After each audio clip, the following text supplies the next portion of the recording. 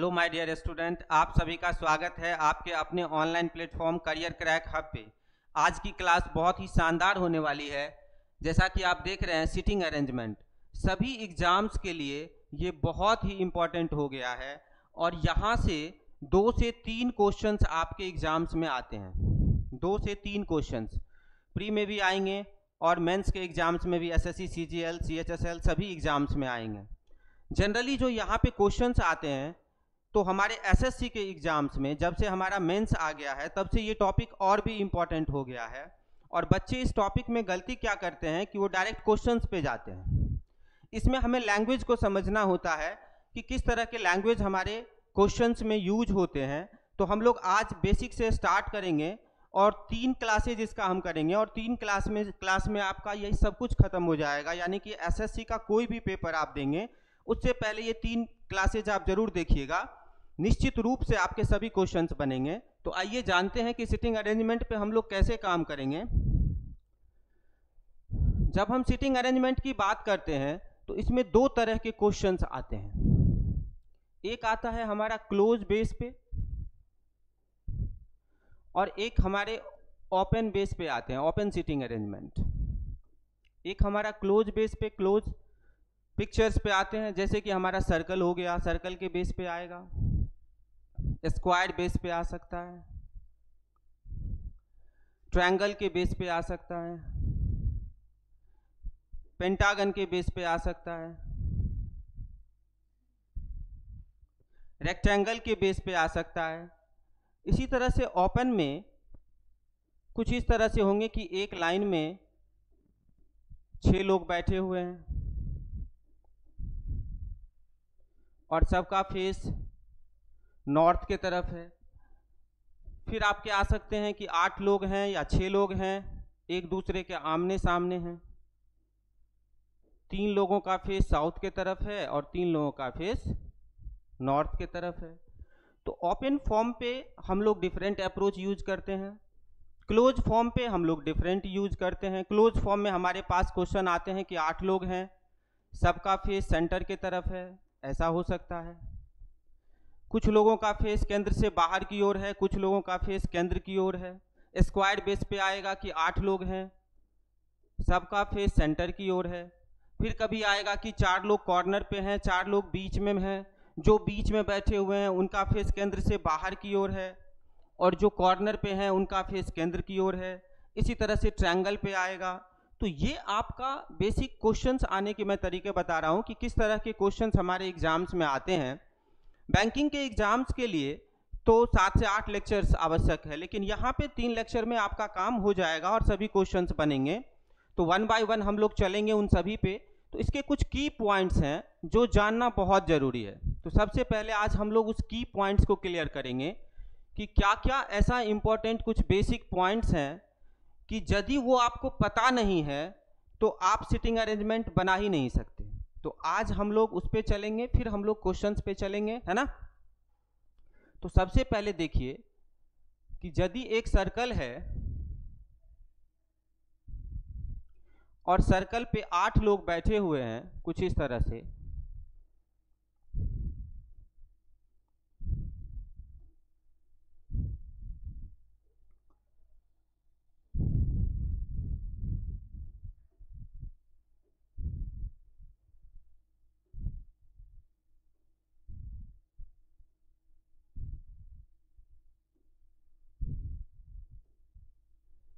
तो हमें सबसे पहले ये जानना है कि इसका की पॉइंट्स क्या सब है। तो सबसे पहला पॉइंट मैं आपको ये कहूंगा कि इसमें क्लियर होना चाहिए लेफ्ट और right.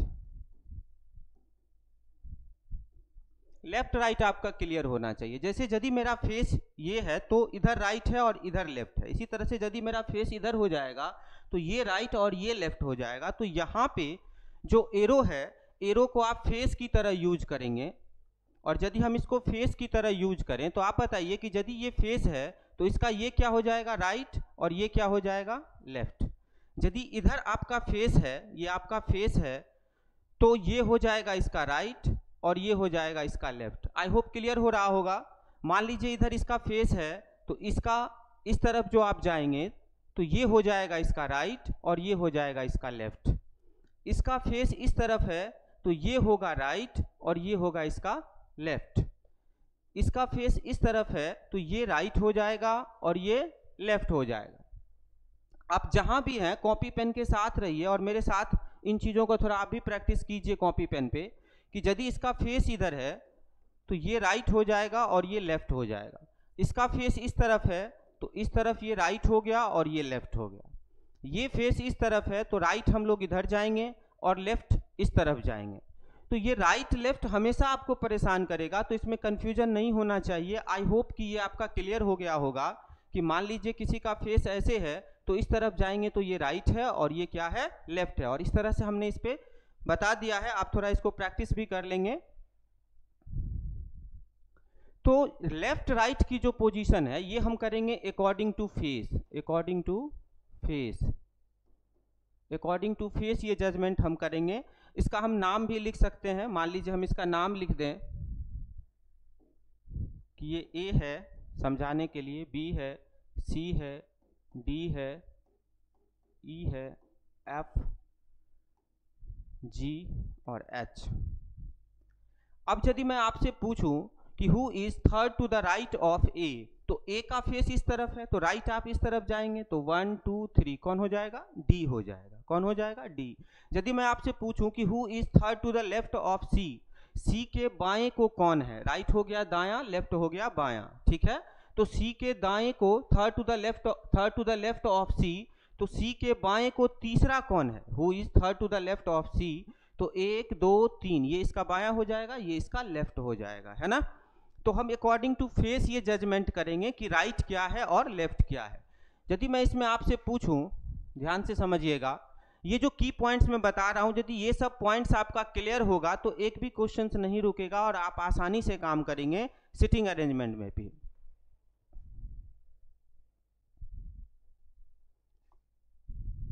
Who is next to A. यदि मैं आपसे पूछूं कि who is next to A, और यदि एक और पॉइंट में रखूं कि who is neighbour of A, who is neighbour of A. अब इसी का हिंदी हो जाएगा कि ए के बगल में कौन है। यदि मैं इसका हिंदी में लिख दूं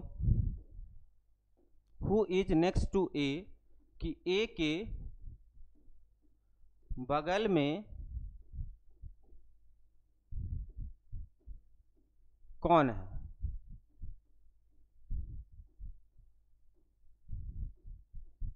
ए के बगल में कौन है। और इसमें हो जाएगा कि ए का पड़ोसी कौन है, ए का पड़ोसी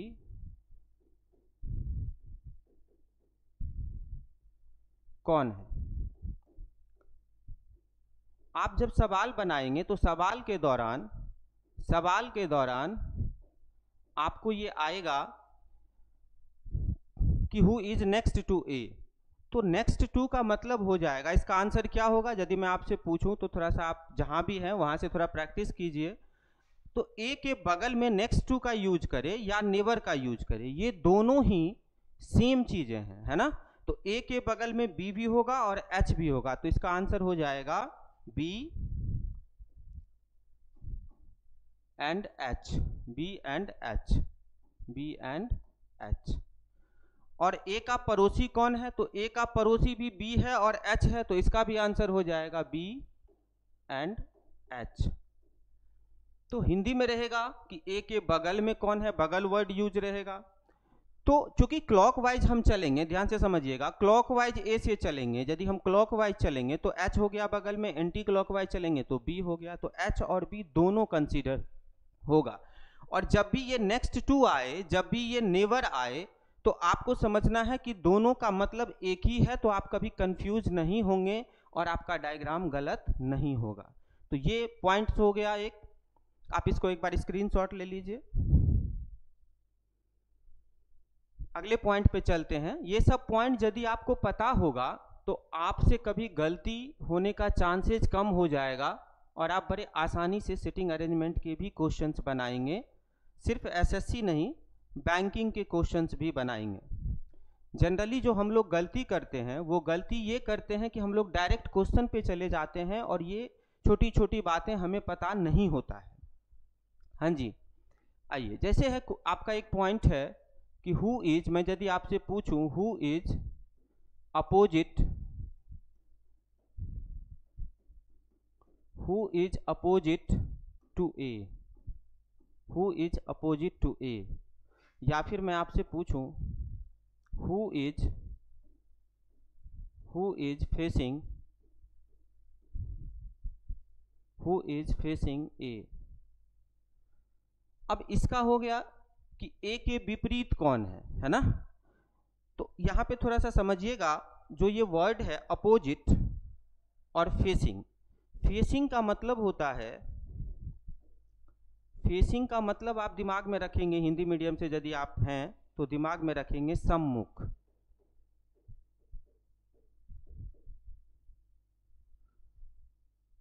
और अपोजिट का मतलब,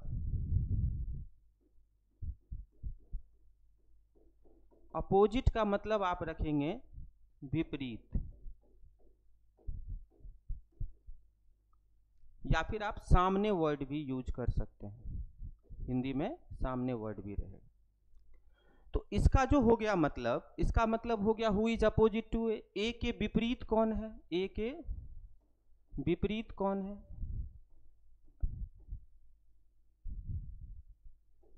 ए के विपरीत कौन है। और इसका हो गया कि ए के सामने, ए के सम्मुख कौन है, हु इज फेसिंग टू ए के सम्मुख कौन है। इन दोनों वर्ड को बड़े ही प्यार से इत्मीनान से समझिएगा, एक क्वेश्चंस में आएगा और आपको परेशान करेगा। तो जब हम अपोजिट की बात करते हैं तो जो भी यहाँ पे बैठा है, जैसे ए है तो ए यहाँ पे बैठा है, तो ए के ठीक अपोजिट में जो है या सामने में जो बैठा है, ये इसका आंसर हो जाएगा। तो ए का अपोजिट कौन हो जाएगा, ए का अपोजिट हो जाएगा आपका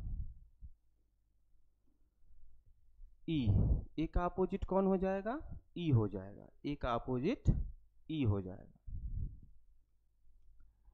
और ए का विपरीत यदि पूछेगा तो क्या हो जाएगा, ई हो जाएगा, या ए के सामने भी पूछेगा, हिंदी वर्ड मैंने कहा सामने भी पूछेगा तो भी क्या हो जाएगा, ई हो जाएगा।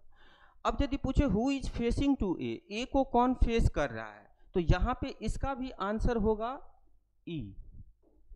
आप देखिए इसका जो फेस है, सम्मुख का जो मतलब हुआ, ये जो सम्मुख है, सम्मुख का मतलब हुआ कि इसका फेस और उसका फेस एक दूसरे के तरफ होगा। समझ पा रहे हैं, आई होप क्लियर हो रहा होगा। तो ए के सम्मुख क्या हो जाएगा, ई, तो इसका भी आंसर हो गया ई। यस और नो। अब यदि इसी में हम पूछ दें कि बी का, हु इज फेसिंग बी, तो बी का फेस इस तरफ है और एफ का भी फेस इस तरफ है, तो दोनों का फेस एक दूसरे के तरफ नहीं है, तो इसका आंसर क्या हो जाएगा, नन हो जाएगा। तो ये दो वर्ड आई होप क्लियर हो गया। सम्मुख हिंदी में रहेगा सम्मुख और इंग्लिश में रहेगा फेसिंग, यहाँ पे अपोजिट विपरीत या सामने। तो ये दो पॉइंट आपका क्लियर होना चाहिए कि अपोजिट हो गया कि जो भी पर्सन रहेगा उसके ठीक विपरीत में जो है वो हो गया उसका आंसर, या सामने का मतलब भी वही हुआ। लेकिन सम्मुख में हमारा फेस एक दूसरे के तरफ होना चाहिए, जो कि इसमें भी है और इसमें भी देखिए एक दूसरे के तरफ है। तो आई होप कि ये दो पॉइंट आपका क्लियर हुआ होगा। ये सब यदि छोटी छोटी पॉइंट, एक दो पॉइंट और इम्पॉर्टेंट है जो करना है, सारी पॉइंट्स आपको पता होगा, तब जब हम लोग क्वेश्चन पे जाएंगे तो मज़ा आ जाएगा। और यदि आपको समझ आ रही है, अच्छा लग रहा है अमन सर का क्लास, तो फिर एक लाइक तो बनता है, तो एक लाइक ज़रूर कीजिए आप लोग, है ना। आई होप इसका स्क्रीनशॉट ले लीजिए।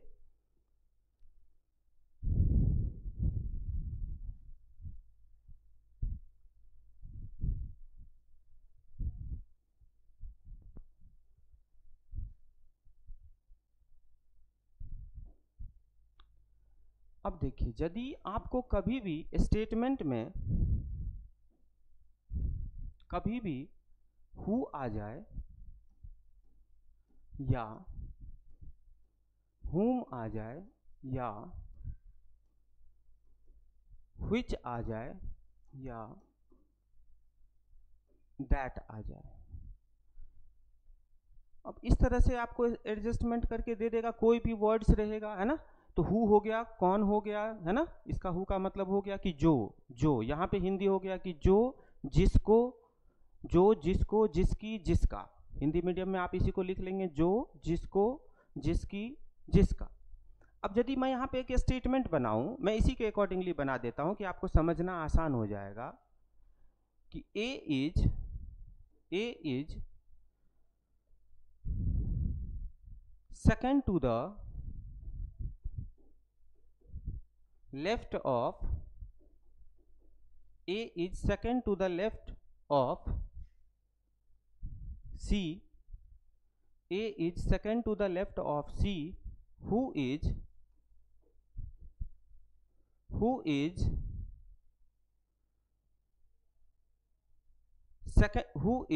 second to the left of E, who is second to the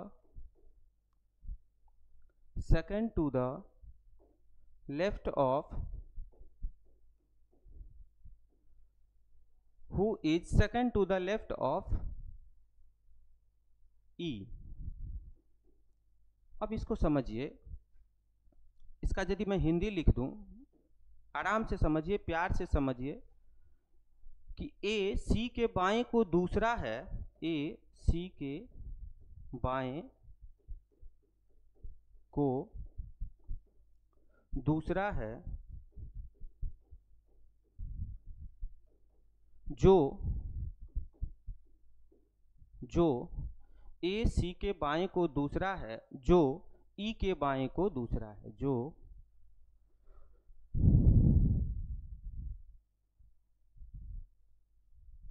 ई के बाएं को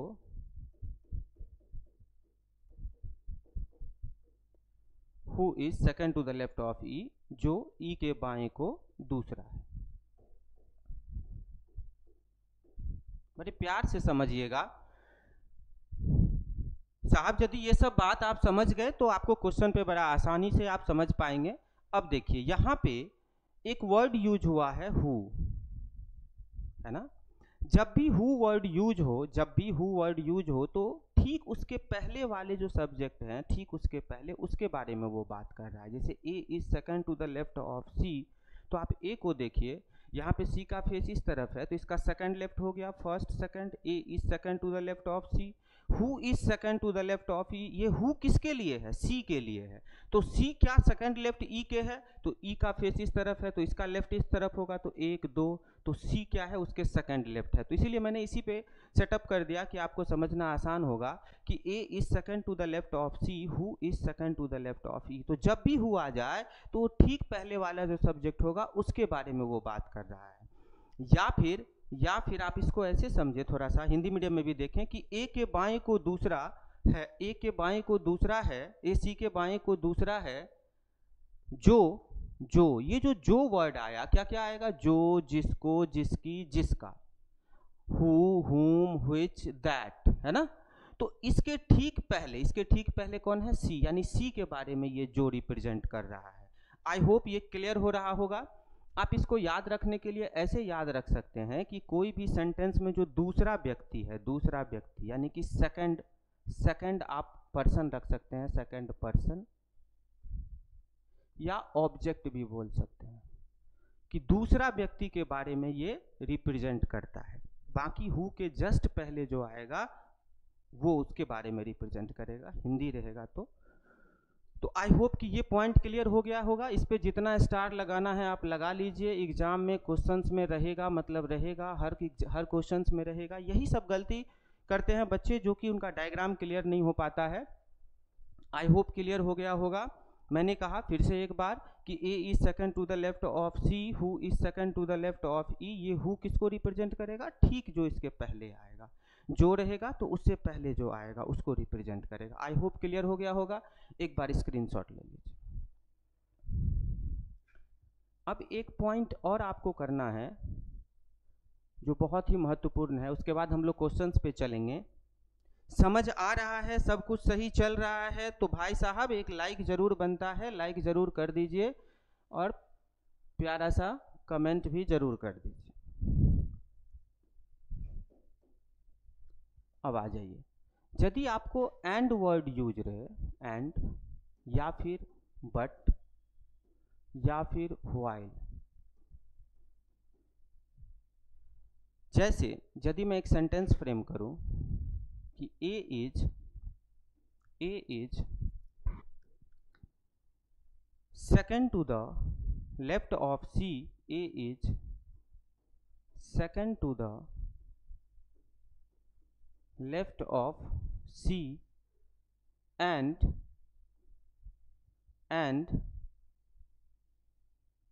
third to the right of D, and third to the right of D. इसी को यदि मैं हिंदी में लिख दूं, third to the right of D, A is second to the left of C. इसी को यदि मैं हिंदी में लिख दूं, थोड़ा देखिए कि ए सी के बाएं को दूसरा है, सी के बाएं को दूसरा है,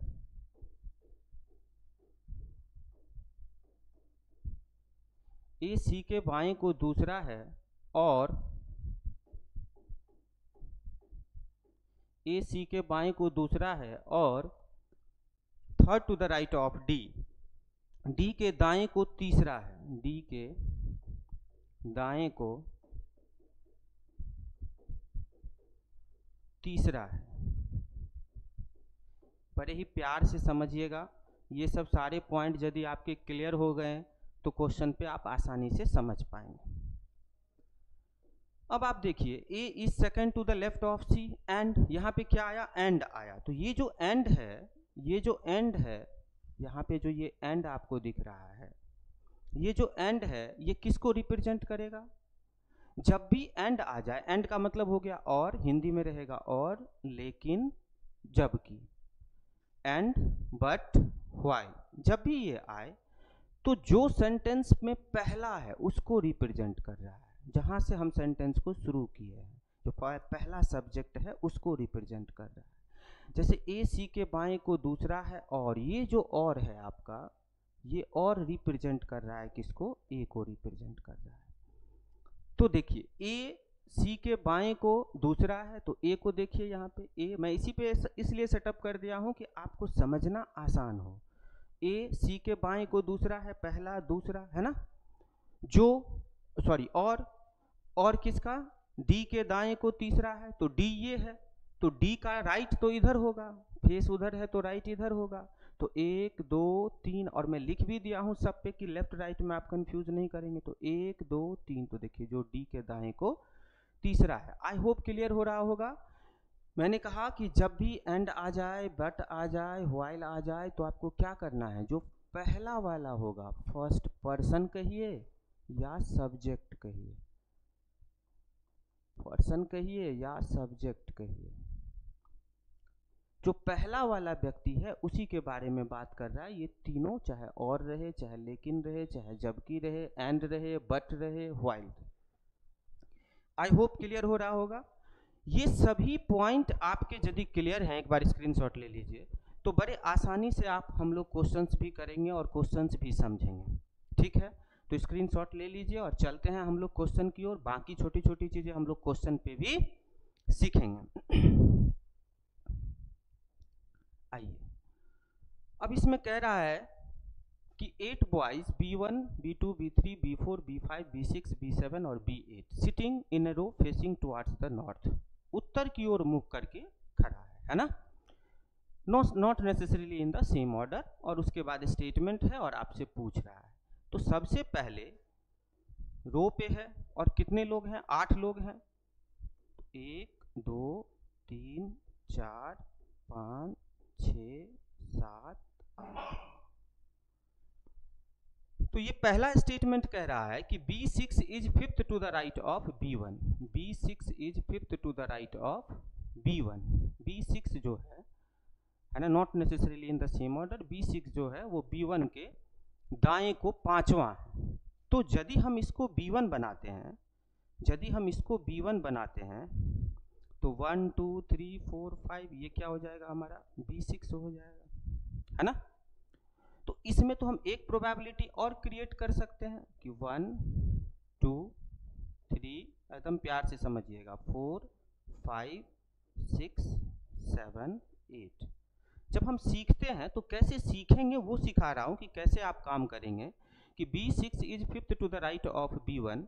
तो यदि हम इसको B1 बना दें तो 1 2 3 4 5 ये कौन हो जाएगा B6 हो जाएगा। ये दोनों ही प्रोबेबिलिटी है। एक प्रोबेबिलिटी और है कि यहाँ पे रहेगा। आगे यदि देखें कि B4 is fifth to the right of B5 and B5 is to the immediate right of B1। B1 के इमीडिएट राइट में कौन है B5।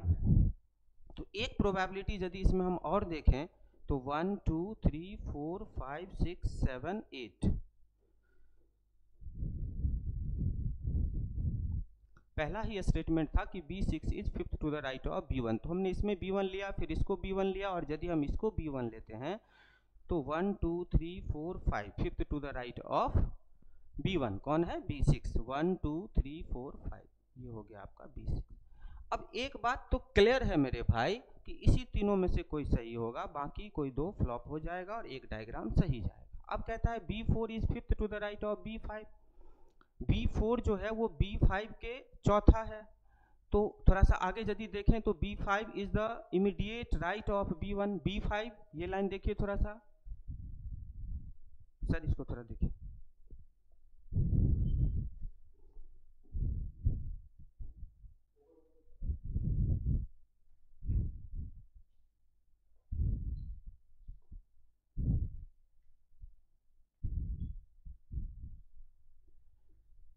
तो B5 जो है B5 is to the immediate right of B1। तो यहाँ पे कौन हो जाएगा B5 हो जाएगा, इसमें यहाँ पे B5 हो जाएगा, इसमें यहाँ पे B5 हो जाएगा कि B5 जो है वो B1 के तुरंत राइट में है। यस और नो, मैं हिंदी इंग्लिश दोनों में चल रहा हूँ। अब पहले वाले सेंटेंस में आइए कि B4 is fifth to the right of B5। अब यदि ये B5 है तो 1 2 3 4 इसकी चांसेस नहीं है, है ना। इसमें देखिए, इसमें फोर्थ में ले लिए थे B6 is fifth to the right of B1। तो 1 2 3 4 5 ठीक है, और B5 is to the immediate right of B1 ठीक है। B4 is fifth to the right of B5। 1 2 3 4 5 ये कौन हो जाएगा B4। यहाँ पे 1 2 3 4 के बाद है ही नहीं, तो ये डायग्राम आपका फ्लॉप हो गया। यहाँ पे देखिए 1 2 3 4 5 ये कौन हो जाएगा B4। तो ये दो डायग्राम आपके पास है। आगे कहता है B8 is third to the left of B4। तो यहाँ जो B4 है इसके थर्ड लेफ्ट 1 2 3 1 2 3, तो ये कौन हो जाएगा B8 हो जाएगा। इसमें यदि देखें तो 1 2 3 ये कौन हो जाएगा B8 हो जाएगा। B8 is third to the left of B4। B2 is third to the right of B7। अब ना हमें B2 का पता है ना B7 का पता है, तो हम क्या करेंगे स्टेटमेंट को आगे पढ़ेंगे। जब भी ऐसा हो कि तुरंत डायग्राम पे पता ना हो तो आगे का स्टेटमेंट आपको कुछ इंफॉर्मेशन देगा।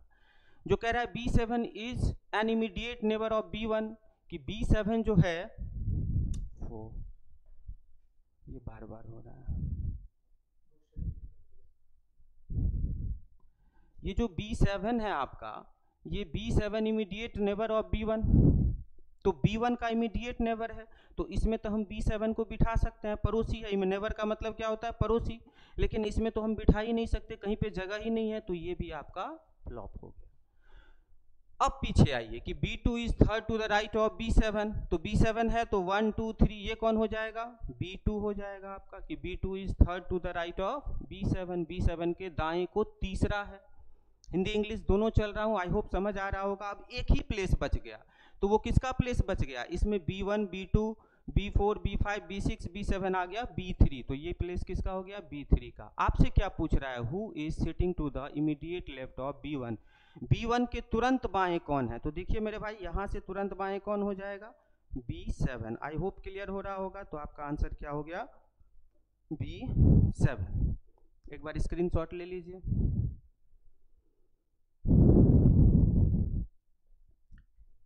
नेक्स्ट क्वेश्चन में चलिए। नेक्स्ट कहता है कि 5 दोस्त है, 5 friends Alex, Ben, Chris, David and Emma are sitting around a circle facing the centre. इनका फेस सेंटर की ओर है, ठीक है। तो 5 मित्र है तो एक सर्कल बनाएंगे, ठीक है, कुछ इस तरह से, और सबका फेस किधर है? केंद्र की ओर है, ठीक है। कहता है एलेक्स सिट्स। अच्छा, जब क्लोज पिक्चर्स पे हम काम करते हैं तो क्लोज पिक्चर्स पे हम कहीं से भी शुरू कर सकते हैं, है ना। पहला स्टेटमेंट हम कहीं से भी शुरू कर सकते हैं, ये आपकी चॉइस है। तो कहता है Alex sits the immediate right of Ben. Alex जो है, मान लीजिए यहाँ पे हम एलेक्स को बिठाते हैं, तो Alex sits immediate right of Ben. Alex जो है वो बेन के तुरंत दाएं है, तो एलेक्स बेन के तुरंत दाएं है, तो ये कौन हो जाएगा? बेन हो जाएगा। अगला स्टेटमेंट कहता है कि Alex is not sitting next to. ध्यान दीजिए साहब, ध्यान दीजिए, मैंने आपको कहा था ये पॉइंट नेक्स्ट टू आ गया ना, नेक्स्ट टू। तो यही चीज मैं कहने की कोशिश कर रहा था कि छोटे छोटे पॉइंट यदि आपके क्लियर होंगे तो बड़े आसानी से आप बनाओगे, है ना। तो Alex is not sitting next to Chris और डेविड।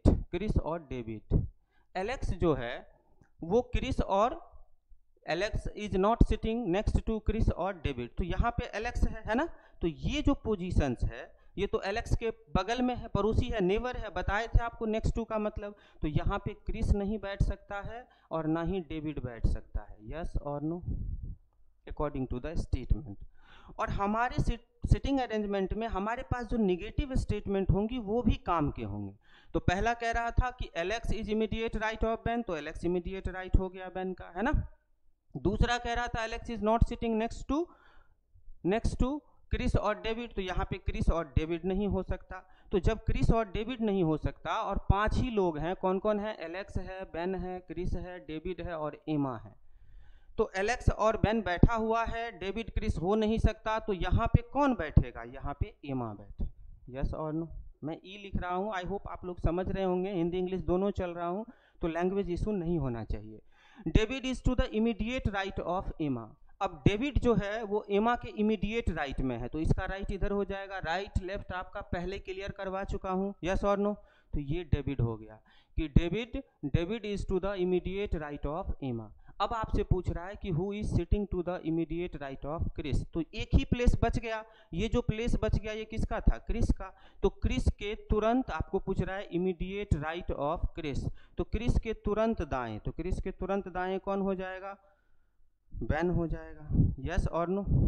आई होप आपका क्लियर हो जाएगा। इसका फेस इधर है तो इसका इमीडिएट राइट ये हो जाएगा, यस और नो। एक बार स्क्रीनशॉट ले लीजिए। अब इसमें कहता है 5 individual PQRST are seated in a circular table facing away. ये क्वेश्चन रखने का मेरा बस एक ही मकसद था कि ये लैंग्वेज आपको समझा सकूं। Facing away from each other, है ना। जब भी इस तरह का हो कि PQRST ये गोलाकार मेज पर एक दूसरे से दूर मुंह करके बैठे हैं, तो ये कहीं नहीं कह रहा है कि केंद्र की ओर बैठ रहे हैं, सेंटर के तरफ या सेंटर के बाहर के तरफ, ऐसा नहीं कह रहा है। तो ऐसे में बस उसका फेस दूर है, तो आप सेंटर के तरफ भी बिठा सकते हैं और बाहर भी बिठा सकते हैं, आपका डायग्राम सही होगा। ये सारे क्वेश्चन देखिए 2024 के क्वेश्चंस हैं, पीछे जो भी क्वेश्चन किए हैं वो भी हैं। तो पहले हम लोग ये सब सारे क्वेश्चंस करेंगे, फिर हम लोग बड़े क्वेश्चंस भी करेंगे, 5-5 क्वेश्चंस वाला भी करेंगे, बियॉन्ड द CGL लेवल भी करेंगे। इसीलिए मैंने कहा कि 3 क्लासेज होंगी। यदि आप अच्छे से तीनों क्लासेज लेंगे तो निश्चित रूप से आपका सिटिंग अरेंजमेंट की समस्या हमेशा के लिए समाप्त हो जाएगा, है ना। बस आपका प्यार बना रहे, आपका प्यार भरा कमेंट और लाइक मिलता रहे, ये बस आशा है आपसे। तो आइए इसमें देखिए आप, यदि एक सर्कल है और कितने लोग हैं, है ना, 5 इंडिविजुअल, 5 लोग हैं, है ना। तो 5 लोग हैं, यदि मैं इनको इस तरह से बिठाऊं, 5 लोग हैं और कह रहा है पहला स्टेटमेंट कि R is to the immediate left of P। R जो है वो P के तुरंत बाएं हैं, हिंदी इंग्लिश दोनों चल रहा हूं मैं। तो R is to the immediate left of P, तो यदि मैं इसको R कर दूं तो ये क्या हो जाएगा, P हो जाएगा, क्योंकि इसके तुरंत बाएं ये हो जाएगा। यस और नो, समझ रहे हैं तो यस कर दीजिए कम से कम कमेंट में। S is in between Q and R, S is in between Q and R, तो यदि ये R है तो हमें इसको S तो बना नहीं सकते, बीच में ये आ जाएगा, तो S is in between Q and R, तो इसको हम क्या करेंगे, Q बना देंगे, तो ये कौन हो जाएगा, S। S is it between Q and R, Q और R के बीच में कौन बैठा है, S बैठा है। यस और नो, तो एक ही जगह बच गया, तो P Q R S, P Q R S, तो ये कौन हो जाएगा, T हो जाएगा, ये आपका कौन हो जाएगा, T हो जाएगा। पूछ रहा है who is sitting to the immediate left of Q, तो Q के इमीडिएट लेफ्ट में कौन है, तो देखिए इसका फेस इस तरफ है। यस और नो, तो इसका यदि फेस इस तरफ है तो यदि इसका हम इमीडिएट लेफ्ट जाएंगे तो कैसे जाएंगे, इस तरफ जाएंगे, तो कौन है इसके इमीडिएट लेफ्ट में, T है आपका इसके इमीडिएट लेफ्ट में। यस और नो, तो आपका आंसर हो जाएगा T। यस और नो, इसी क्वेश्चंस को यदि मैं बाहर फेस करके बनाऊं, वो भी बना के दिखा देता हूं, जो आपको वो लैंग्वेज समझ में आ जाए। मान लीजिए ये सर्कल है और 5 लोग हैं और सबका फेस किधर है, बाहर की तरफ है, बाहर कर दिया है ना। अब कह रहा है कि R is to the immediate left of P, यदि हम इसको R करते हैं तो R is to the immediate left of P, तो देखिए इसका फेस इधर है, इसका फेस इधर है, तो इसका लेफ्ट ये होगा, R is to the immediate left of P, तो ये बन जाएगा P, R is to the immediate left of P, क्योंकि इसका राइट इधर होगा और इसका लेफ्ट इधर होगा, R is to the immediate left of P। S is between Q and R, अब ये R है ना, तो ये हो जाएगा Q और ये हो जाएगा S। S is between Q and R, Q और R के बीच में कौन हो गया, S हो गया, S is between Q and R, तो एक जगह बच गया, ये जगह जो बचा ये किसका जगह हो जाएगा, T का हो जाएगा, किसका हो जाएगा, T का। आपसे पूछ रहा है कि who is sitting to the immediate left of Q, Q के इमीडिएट लेफ्ट में, तो देखिए आप बताइए Q का फेस इस तरफ है तो इसका लेफ्ट किधर होगा, ये इसका राइट होगा और ये लेफ्ट होगा, और इस तरफ आप जाएंगे तो कौन बैठा हुआ है, T बैठा हुआ है, तो भी आपका आंसर क्या आया, T आया। तो आई होप आप समझ पाए होंगे, मैंने सेंटर के तरफ भी बिठा करके बताया और सेंटर से बाहर के तरफ भी आपको बिठा करके बताया कि आप इस लैंग्वेज को समझ पाएंगे, जो बच्चे बराबर कंफ्यूज होते हैं। आई होप यहाँ तक क्लियर हो गया होगा। अगले क्लास में हम लोग और क्वेश्चंस करेंगे। अभी तक साथ देने के लिए बहुत बहुत धन्यवाद, बने रहिएगा। हम लोग 3 पार्ट में करेंगे, तीनों पार्ट जरूर देखिएगा और फिर देखिएगा, मज़ा आ जाएगा। Thank you so much.